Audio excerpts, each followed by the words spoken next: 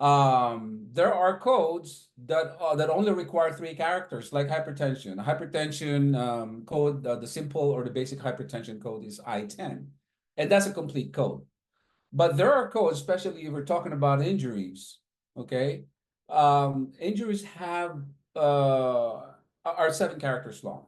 Most injuries, like what I'm trying to say, most acute injuries, like when you go to fracture, when you go to wounds, lacerations, those are the conditions that require 7 characters. Now, in our discussion from last week, guys, and I'm doing this. I'm trying to refresh you guys of what we have talked about because I want you to be very confident in understanding what the 7 characters are. We had an example last week, to show you how those 7 characters are applicable to certain scenarios, right?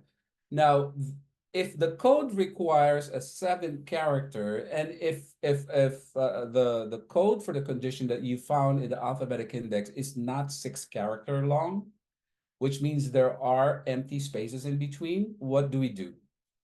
You guys remember? With an X. Yes, we fill in with the placeholder X, right? A good example, I mean, I gave you an example which to just give you an illustration of how that placeholder X is applied to, but this time, I'd like you to look at this code, guys. Can you look at this code?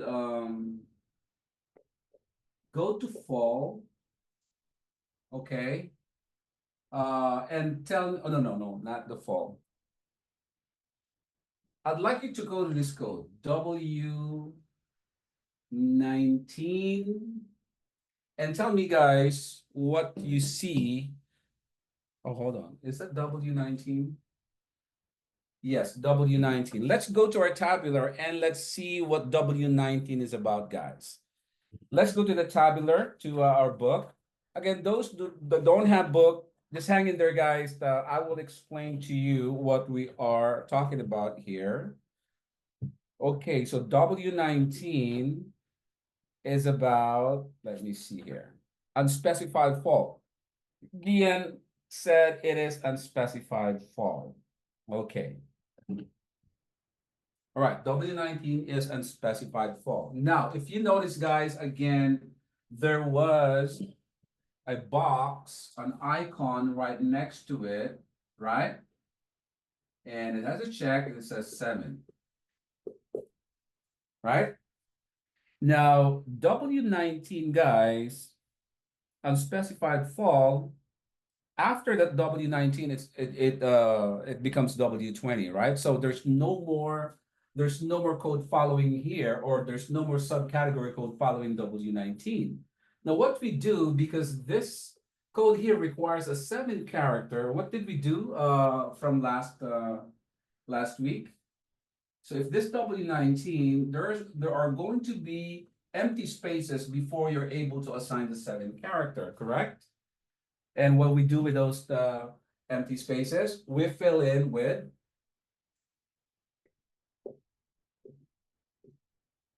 we call them placeholder X.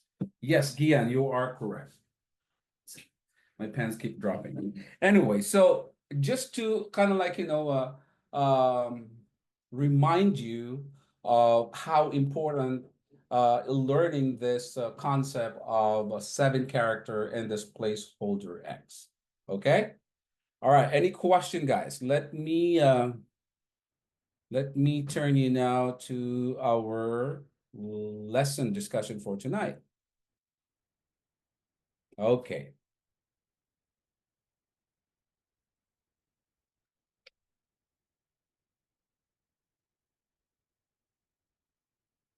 All right. Now, 7 characters, certain ICD-10-CM categories have applicable 7 characters, which we have already talked about, right? Now let's go to this next one, abbreviations, NEC. This abbreviation in the tabular list represents others specified when a specific code is not available for a condition. The tabular list includes an NEC entry under a code to identify the codes as the other specified codes. While NOS, this abbreviation is the equivalent of unspecified. So we're talking about two abbreviations that you will find as as conventions in the coding guidelines. Now let's talk about these NEC guys. Okay, NEC is let me erase this now.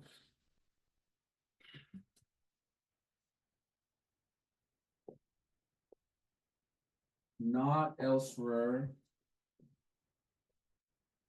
classified.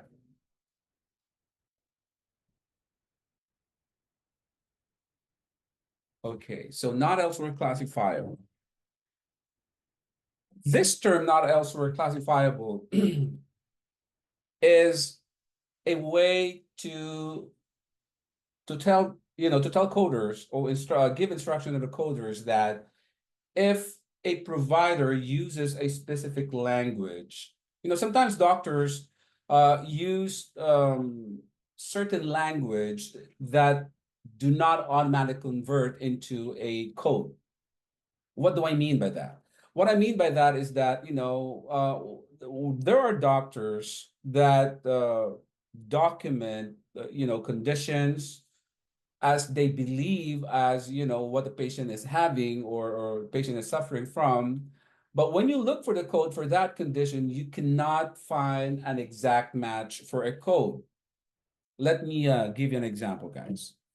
I'd like you to go to your book and let's see if we can find this code guide, diabetic hyperlipidemia. Now, the way to look for this code, guys, is you go to diabetes, okay? Go to diabetes, and under the word diabetes, okay, let me in the book, under the word term diabetes, you will see this linked word with. Okay, and when you see this word link word with, there are a bunch of conditions under this link word with. And tell me, guys, if you find this term here, hyperlipidemia, if you can find a code. And let me know. Now I'm teaching you two principles here, two conventions. Okay, and I'm trying to explain to you what this NEC is. No code, right? Can find it. Can find it, right? So Joan has the code E1169. Very interesting, Joan. Okay, let me write that code down, E1169, and we'll talk about this further, okay? All right. Now, here is what this link word is about, guys, okay? We're talking about two conventions, this one here and this two here. The word with right here is a link word that automatically connects the conditions with diabetes. Let me say that again, guys. This word here, okay, connects diabetes to the condition, okay, even if the doctor does not or did not link the diabetes to the conditions that are under the word with. Example would be, have you guys seen chronic kidney disease there? Did you guys see chronic kidney disease? Yes. Okay, and what is the code right next to chronic kidney disease? E11.22. E1122, yes. Okay, now, again, guys, this word with here is an indication that this condition, diabetes and chronic kidney disease, are automatically directly related to each other. There is an assumed relationship between diabetes and chronic kidney disease, even if the doctor did not link these two codes together.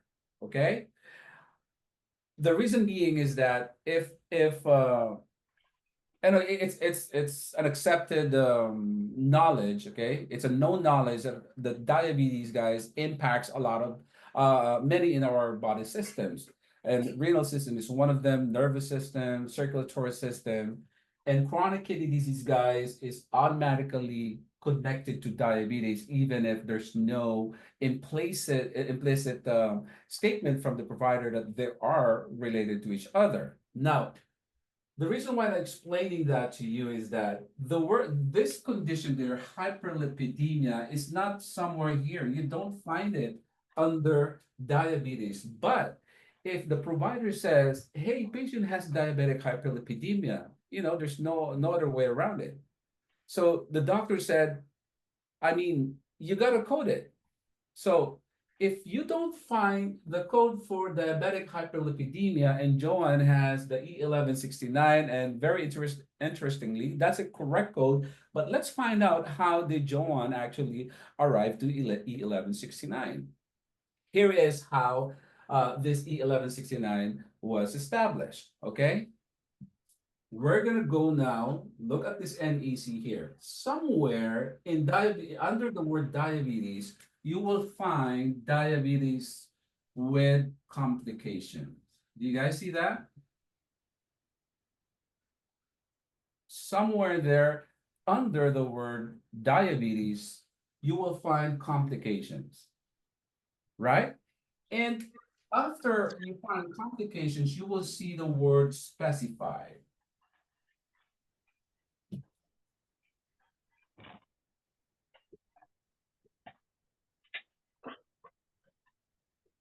And right next to it, do you guys see the NEC there? Yes. Right? Okay. So this NEC, guys, is a useful abbreviation saying that, hey, if you can't find diabetic hyperlipidemia, you can go this route. You can go instead of assigning an unspecified diabetes code, which is E119, you can actually assign E1169 by using this route right here. So you go by diabetes with a complication, because hyperlipidemia is a circulatory disorder that is connected to diabetes, most of the time. And what kind of complication? It is a specified complication, and that is hyperlipidemia. Okay. Although it doesn't say here hyperlipidemia, but this abbreviation here that says not elsewhere classifiable, that allows you as coder to assign the E1169. And Joanne, you are absolutely correct. Okay. Now, because you have the E1169 here, what do you guys do next? What had been our practice, since the day one? We check the tabular, right? Check the tabular, and let's see, guys, if you see an additional instruction with that code, E1169.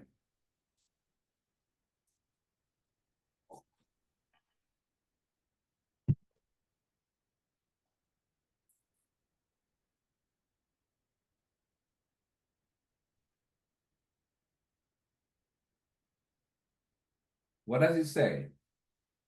So if you look at E1169 and you're in the tabular, I'm pretty sure you will find an instruction that says what? Use additional code to identify complication. That is absolutely correct. Use additional code to specify that condition. And what is the condition? Hyperlipidemia. Now what you're going to do next is look for the code for hyperlipidemia, right? Because that's instruction saying, hey, if you assign the NEC here, E1169, you want to make sure to identify that. Okay, identify what specified complication you are talking about. You are assigning the code for. So your hyperlipidemia, diabetic hyperlipidemia, will be coded as E1169, and Gian, you have the code there, E78.5.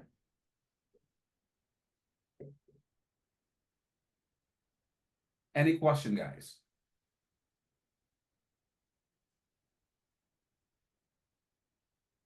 Now, do you guys understand now what this NEC means? NEC is an abbreviation saying that, hey, if the doctor documents a diagnosis that does not have a specific matching code, okay?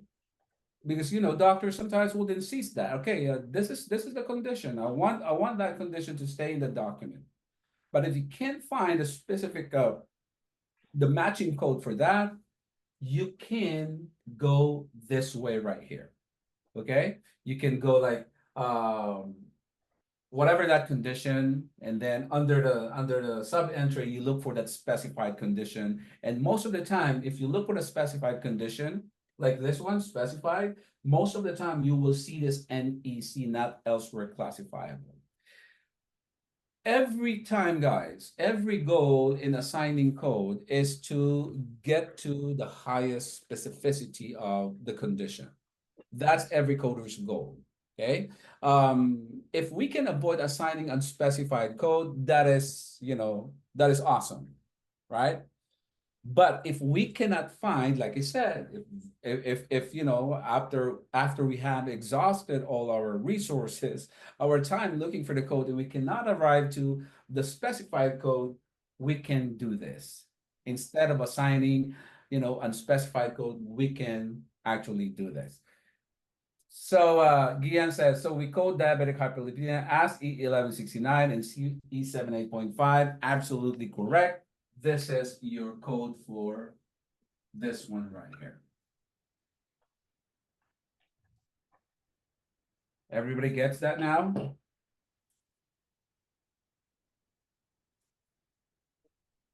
Yeah? Okay. Unless you guys have questions, I have additional questions, we can go back to that guideline. Okay, next up. Now,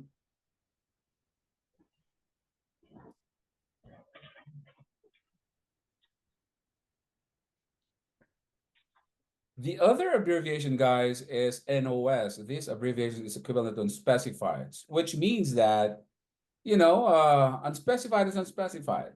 NOS, not otherwise specified or unspecified, pretty much the same.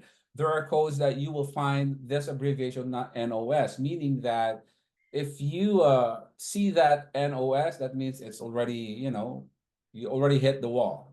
There's nothing more you can do about it, because that's the most code you can assign, because maybe there's no other expansion to the code, right? There's no more specificity that is required to the code.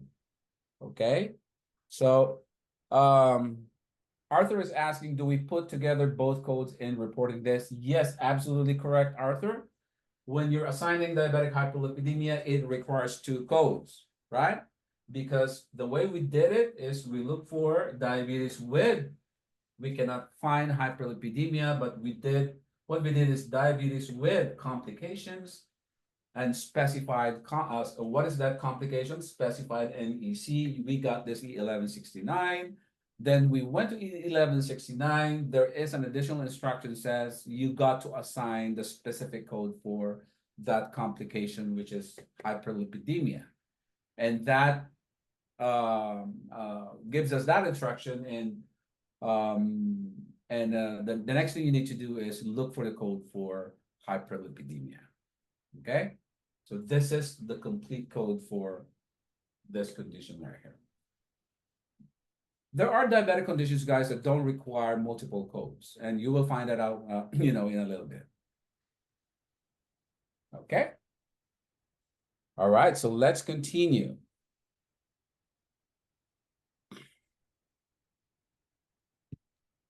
Okay, punctuation. Let's go here, guys. Brackets are used in the tabular list to enclose synonyms, alternative wording, or explanatory phrases. Brackets are used in the alphabetic index to identify manifestation codes. Parentheses are used in both the alphabetic index and tabular list to enclose supplementary words that may be present or absent in the statement of a disease or procedure without affecting the code number to which it is assigned. So let's talk about parentheses first. Okay. You know, you will find in the book, let me erase this.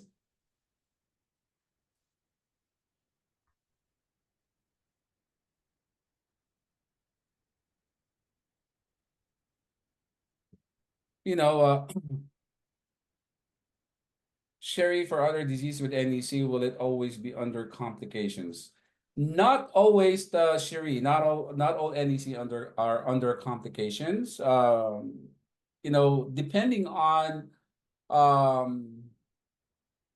there are conditions that when you look for a specified, you know, the specified language of the specified verbiage, sometimes you don't see it, but you can find that in other specified. And I will show you later when we get to that, when we encounter that such condition, I will let you guys know. Not all NECs are under complications, okay? I'm just letting you guys know for purpose of illustration, I'm letting you know what that NEC means. If the doctor insists on a diagnosis that does not have any matching code. Okay, but that's a good question. Now, let's talk about parentheses, okay? Again, let's go to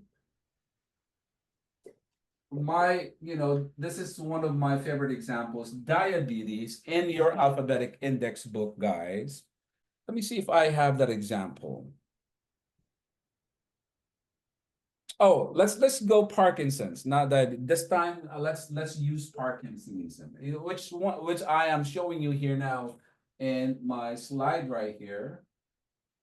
Okay, and immediately, guys, Parkinsonism. You will see a parenthesis, open and close parenthesis, says idiopathic. And what is the other one? Primary.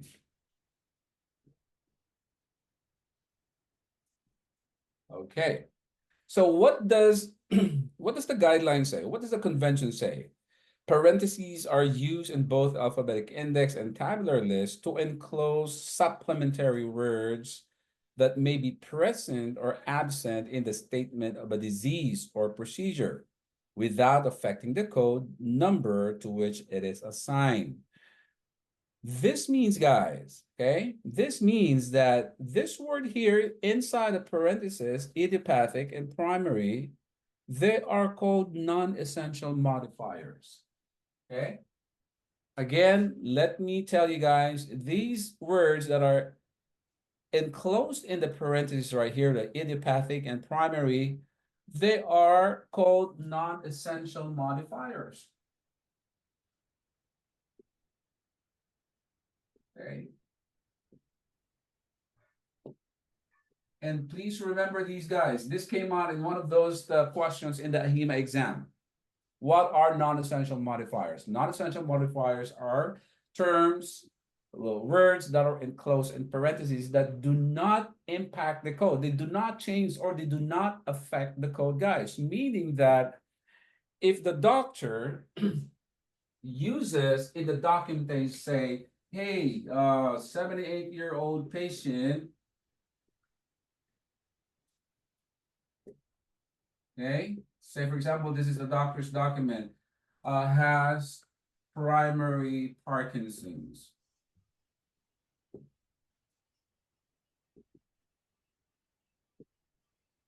Primary Parkinsonism or primary Parkinson's. What this means, guys, is that this word here, because it is a non-essential modifier, it doesn't actually carry any weight. Okay, in terms of looking for the code, you just go to Parkinson's. When you go to Parkinson's, guys, this is enclosed in parentheses. And because this is enclosed in parentheses, you are not going to find any sub-entries right here that says primary because they do not affect the code. You cannot also see it if the doctor said this guy has or this patient has idiopathic Parkinsonism. The fact that it's enclosed in parentheses, it's the same code you are to assign. I think the code is G20, right? G20C. Let me go back to that slide again. Code is, there you go, G20C. Parkinsonism, Parkinson's, that's the code you are to assign.